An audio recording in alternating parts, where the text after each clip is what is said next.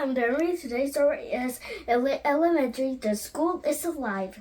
Let's go, go, go! Hello, I'm Dayoung Reads. Today's story is Eerie Elementary, The School is Alive, Chapter 47. 1, 2, 3, 4, 5, 6, 7. Okay.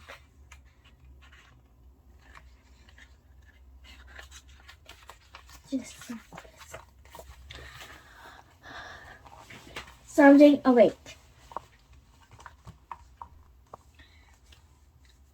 Sam covers his ears, but he couldn't awake from the round of clock, not until ring. The day was over. Sam followed the other keys into the hall. He grabbed the hall monitor sash from his stinky locker. See you tomorrow, Sam, Lucy said. She said Antonio drew their backpacks over their shoulders and ran outside. Sam sighed. He wanted to run home, too. He wanted to plop down on the couch and fall asleep. Then he wanted to wake up to learn this whole day had become a terrible nightmare. But instead, he had to go on hall monitor duty.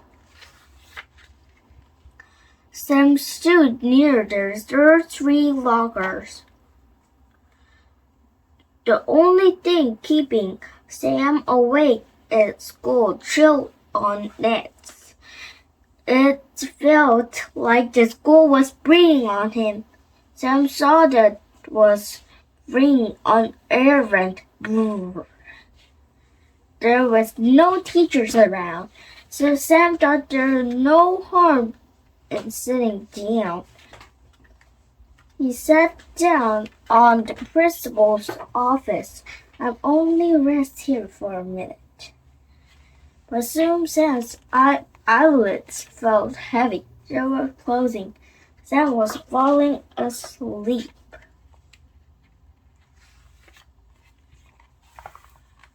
When Sam woke up, he was beyond confused. The walls were dark, nearly pitch black. What time is it? He wondered, standing up. Oh, sorry. He wondered, standing up. Sam rubbed his eyes. He ran to the end of the hall. He peered through the big double doors. It was black as midnight outside. How long was I asleep? My mom is going to freak out, thought Sam. I have to get home now. He yanked on doors, but they were locked. Hello? Sam whispered. Is anyone there? There. I fell asleep and clang, clang, clang, bang, bang, bang. Sam spun around. All of the locker doors flung open one after the other and the way down the hall. Sam jumped back. His heart was pounding. Clang, clang, clang, clang, clang, clang. All the locker doors slammed shut again. Sam was really hoping this was just a nightmare. He spun back around. He tugged as hard as he could on the doors, but it was no use. He was trapped inside Eerie Elementary. The skeleton. The double doors flew open, knocking to the floor. Then they slammed shut again. He was still trapped inside the school. Ouch! Sam yelled. Everyone knows you can get a dream, so this must be real. He needed to escape. The school was coming to life all around him. Sam ran into his classroom. He drew his hands against the large window. He was hoping to see anyone who could help him. All he saw was a giant oak tree blowing in the wind. But it was windy. Sam saw other trees, and none of the trees were blowing, and the leaves on the ground were swishing around at all. The only thing moving was that tree. Could the tree be alive? Sam thought. Smash! The glass window shattered, fell to his floor and once to his tree's twists. Branches came crashing and whipped around Sam's leg. Sam began hitting the branch. Whack! Whack! Whack! Finally, branches gripped, losing Sam was able to crawl away. Being him, he heard a branch clip across the floor, fingernails on the chalkboard.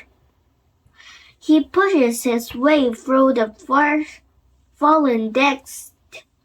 He crumbled back into the hallway. Pieces of glass crunched about his feet, then clang, clang, clang, clang, clang, clang. The locker's door was smashing open and shut at once. All the classroom doors were doing the same thing. But worst of all what Sam saw next, a figure stood at the end of the hallway. It had a body like a skeleton. Light flashed at the door, clanged, but the figure didn't move. It just stood there, perfectly still, staring at Sam. The danger is real. All of the figure started running towards Sam. It was Mr. Nicobe. What's happening? Sam shouted. No time to explain. Get down, Mr. Nicobe yelled.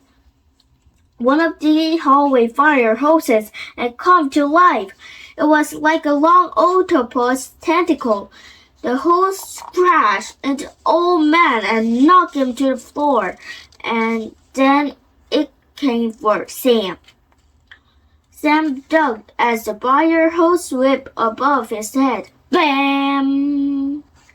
The heavy metal nozzle slammed into the lockers. That thing almost hit me, Sam gasped. The fire hose wasn't done. It kept whipping through the air. Whistle it! Mr. Nicobe shouted. Are you nuts? Sam screamed. Grab onto it! Mr. Nicobe yelled from down on the floor. Sam gulped. The fire hose whipped around. Sam leaped off the air just as the hose flew beneath him. He wrapped both his arms around and held on tight. Ah! He screamed. Tie the hose, Mr. Nicobe yelled. Sam grabbed the hose and tugged. He used all his might to pull the hose back around itself.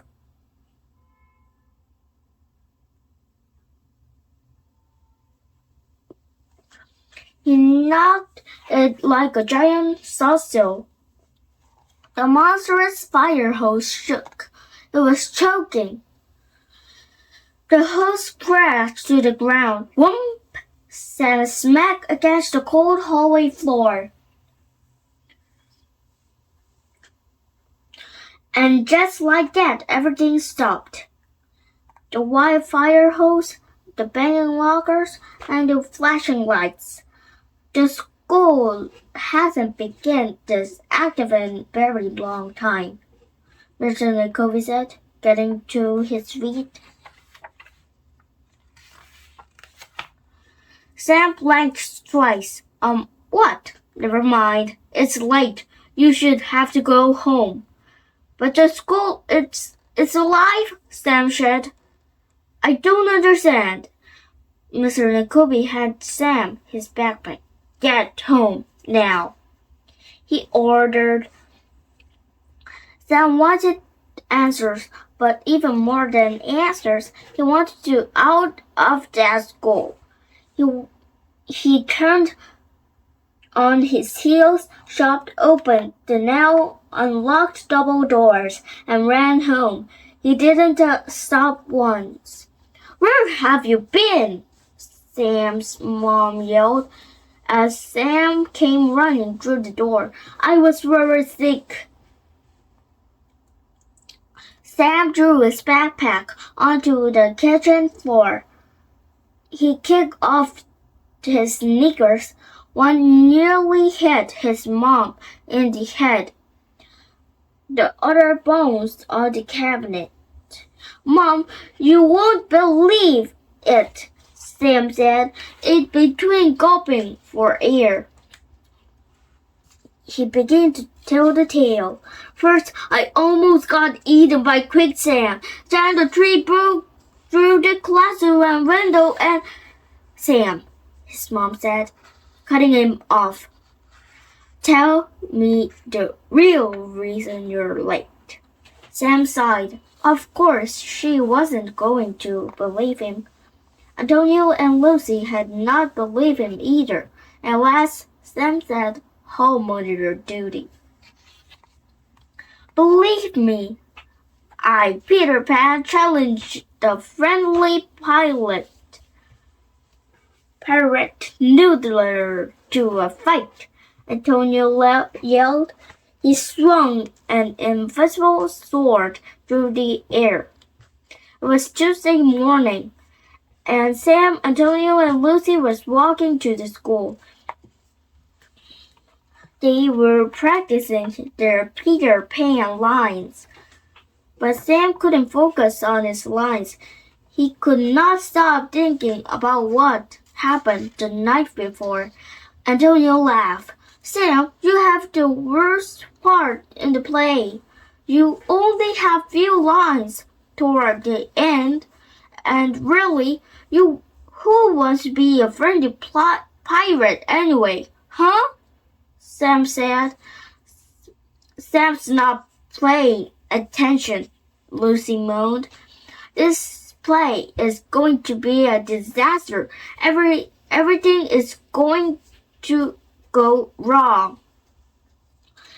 Antonio patted his pocket, smiling. Not as long as I have my lucky sandwich. Antonio and Sam had been friends since kindergarten, and Antonio had always carried peanut butter and jelly sandwich, PB&J sandwich, around his pocket. But Sam couldn't focus on his lines. He could not stop thinking about what had... No. Sorry. Sometimes he carried the same sandwich around for weeks. Sam thought it was a little bit disgusting, but also a little bit awesome. Sam stopped walking. Guys, I really need to tell you something. Sam looked around to make sure no one was nearby. He pulled his friends in close. Remember the quicksand I told you about yesterday? I know you didn't believe, but after school, more real stuff happened. I fell asleep while on home monitor duty. I believe that, Antonio joked. Listen, Sam said. When I woke up, the school was going crazy. I was attacked by the oak tree. Then Mr. Jacoby saved me, but I think he might be a bad guy or something. He's super weird. Antonio frowned. You're losing your mind. Lucy agreed. I'm starting to worry about you, Sam. Sam ran his hand through his hair and said, Just wait until we get to school. You'll see. There's broken window and busted lockers. And the fire hose tied into a big knot.